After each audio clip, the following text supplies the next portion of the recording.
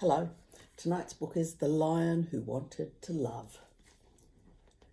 Deep in the African heartland, way out in the hot sunny plains, there lived a small lion who didn't fit in, and Leo was this lion's name.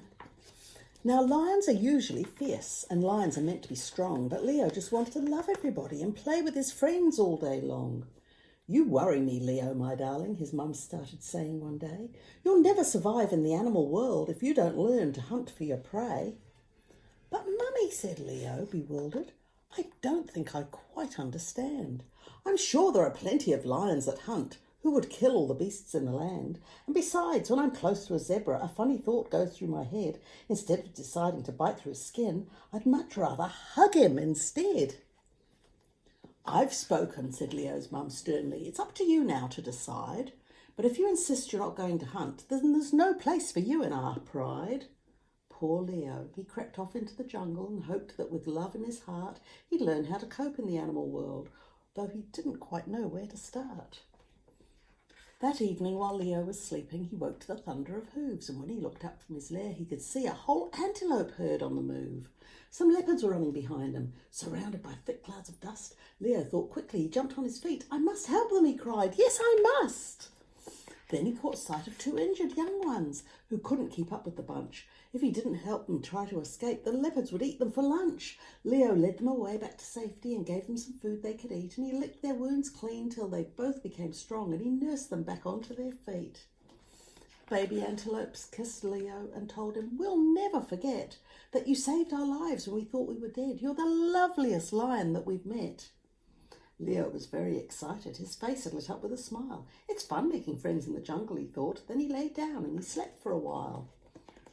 From that day, Leo decided to run to each squeal and each cry, and led little hippos to watering holes, and he taught baby birds how to fly. He helped a giraffe who'd been injured and a vulture who'd broken his wing, and even thought of all his friends, gave him food. He never once asked for a thing. Then one day, beside a wide river, Leo heard a small animal scream. He ran to the banks and caught sight of a cheetah being swept down very quickly downstream. "Please help," cried the cheetah in panic. "I haven't yet learned how to swim. The waterfall's going to drown me, I'm sure." With a splash, Leo boldly leapt in. He managed to rescue the cheetah and pushed him quite safe to the side. But as he was trying to scramble ashore, Leo slipped and he got caught in the tide. The river was crashing and foaming, and Leo let out a loud yelp. The waterfall wasn't too far away now, so the cheetah rushed off to find help. The friends that Leo had in the jungle raced to the bank straight away. They wanted so much to show Leo their thanks. At last they had found a way. They climbed on the rocks through the rapids and linked themselves up tail to paw. An elephant wrapped his long trunk round a tree, which anchored them safe to the shore. And when Leo got to the rapids, a lioness dipped down her head. She lifted him gently across to the bank. "You're safe, Leo, darling," she said. "My son, you're a brave little lion," she spoke in her humblest tone. "I was wrong. Now I know love can bring us together. Please, Leo," she said, "come back home.